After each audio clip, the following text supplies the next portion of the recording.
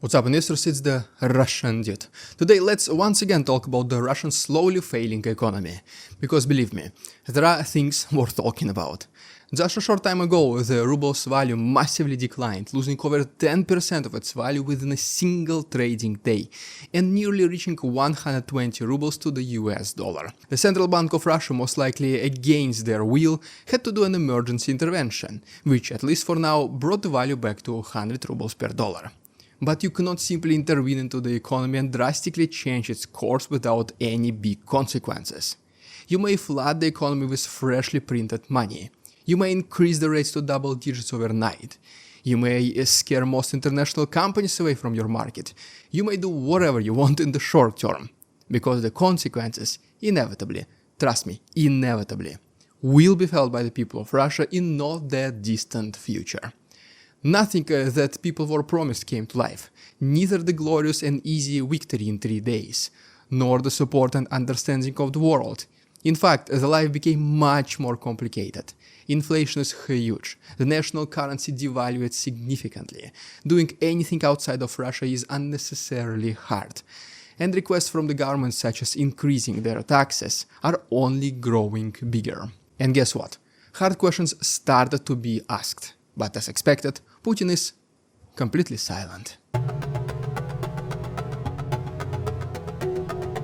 The ruble's sudden plunge to nearly 120 against the dollar is not unexpected. I've made a couple of videos in the past raising these critical but obvious problems that the Russian economy is facing.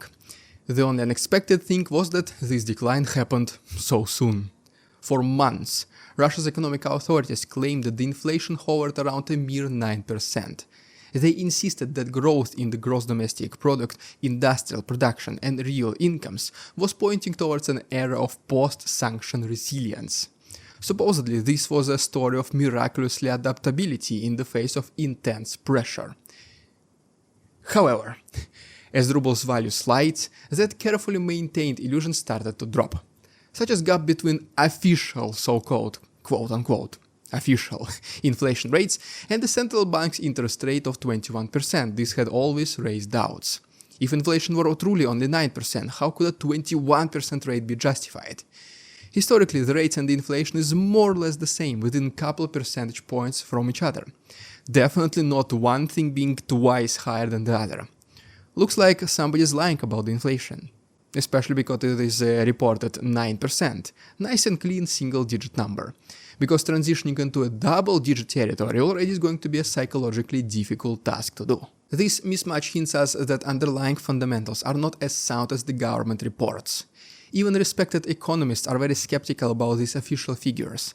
But when prominent voices like one of Russian economists, Konstantin Sonin, began to highlight the genuine possibility that the real inflation might be closer to 15 or 17%, well, any notion of miraculous growth then suddenly disappeared. Low inflation numbers made average production and wage figures appear acceptable, but replaced 9% with a more realistic figure, and then the economy shifts from modest expansion to outright contraction. And as it always happens, the ones who feel the consequences of inadequate economic policies the most are the regular people. It is them who end up paying final inflated prices set up by the businesses. The reason why companies would do is simply to cover the rising costs of goods and raw materials, just so that they can stay afloat and don't go bankrupt. For a consumer, there is no other choice than to pay the price. And hopefully the salary of a person increases as well, which in most cases almost never happens.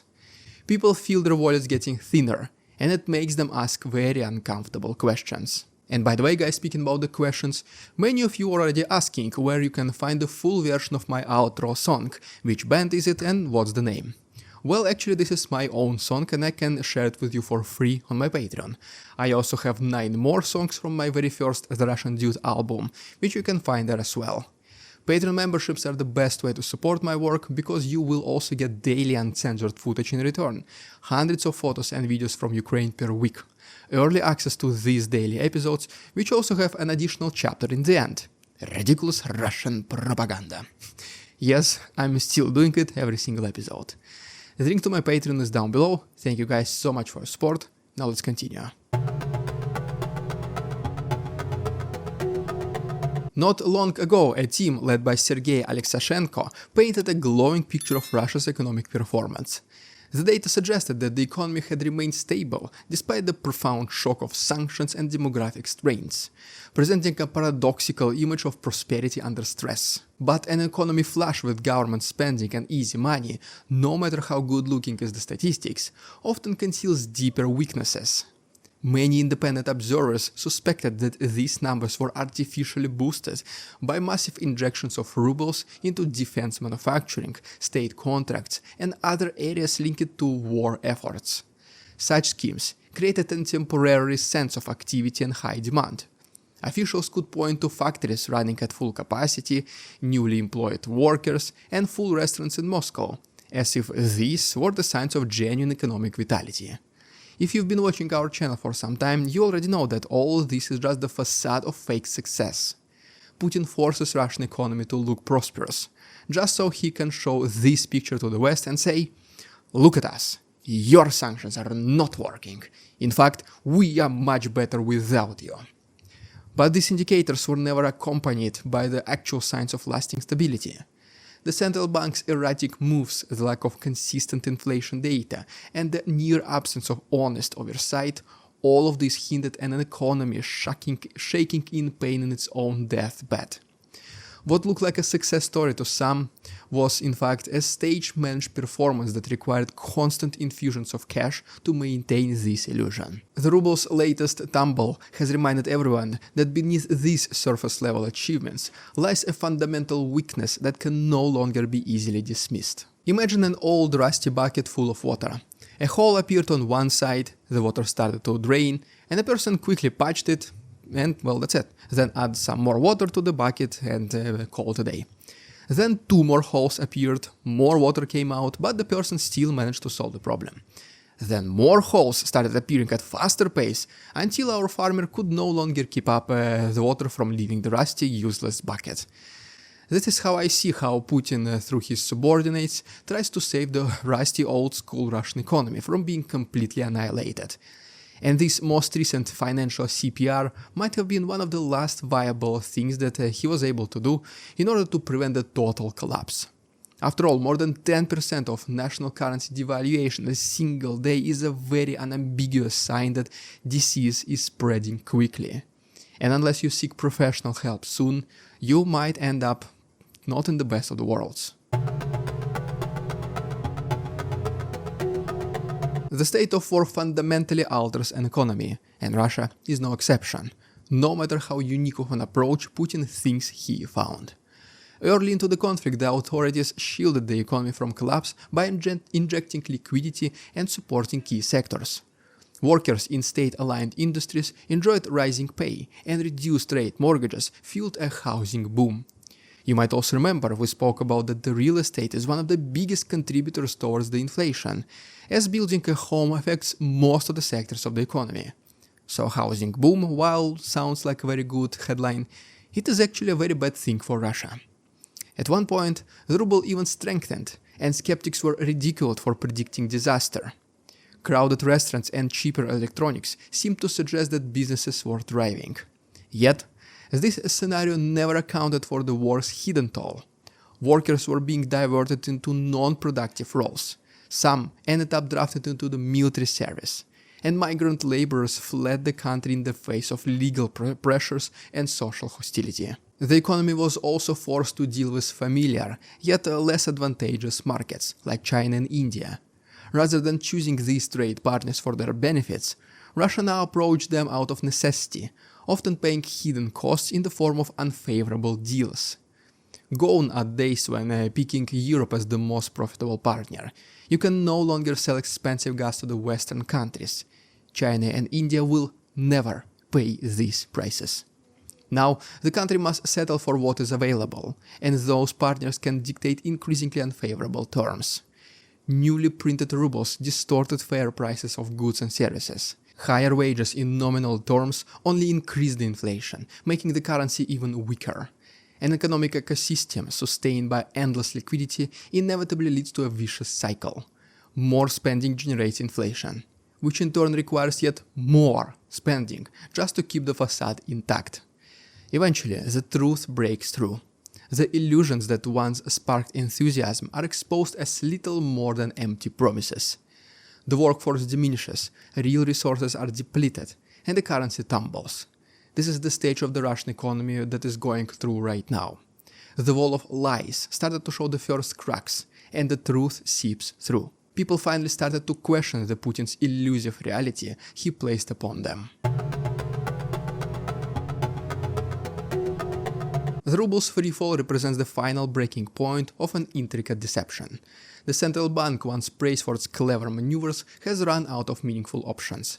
Adjusting the key rate further will do little more than slow the inevitable collapse. Foreign exchange interventions, while possible, can only buy time. Reserves deplete rapidly if they are continuously spent to support the ruble. Eventually this will become unsustainable. Elvira Nabiullina warned Putin as directly as she could that his war is responsible for all these economic challenges, but he did not listen. This crisis does not remain relevant only in economical terms. Political ramifications loom large as well, and the scapegoat search will soon begin. Wouldn't be surprised if Elvira Nabiullina will suddenly resign, even though Putin previously prohibited her from doing this. The war, fueled by relentless spending and fed by illusions of prosperity, increasingly demands impossible financial tricks. The pressure on policymakers mounts, and the door opens for more radical measures, such as placing financial oversight in the hands of military or security authorities.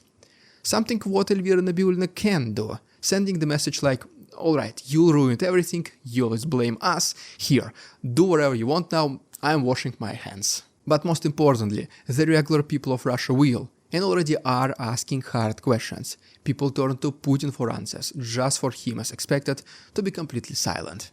He makes sure things that are convenient for his regime are heard and well received, but attempts nothing at solving actual problems that a leader of a country should always do. People are very concerned right now, and you can feel it. The tensions are high. I notice more and more of it when I speak with my friends who still remain in Russia. They complain much more about their salaries, everything getting more expensive, which leads to them working more for a much smaller reward. And how long until these frustrations boil over to actual mass protests on the streets? People may forgive military failures in Kharkov offensive, they don't care. Only Putin cares about his conquests. But people do care when their own well-being, including the financial one, is in question. Well, there you have it, guys. If you enjoyed today's episode, please subscribe to my channel. If you wish to listen to the full outro song, it will be for free on my Patreon, including some other benefits. The link is down below. Thanks much for watching. See you on Tuesday. We won't succumb to their tricks, the facade they try to sell. Their twisted words and feeble claims are all they cannot quell. We see through their lies, their feeble attempts to sway.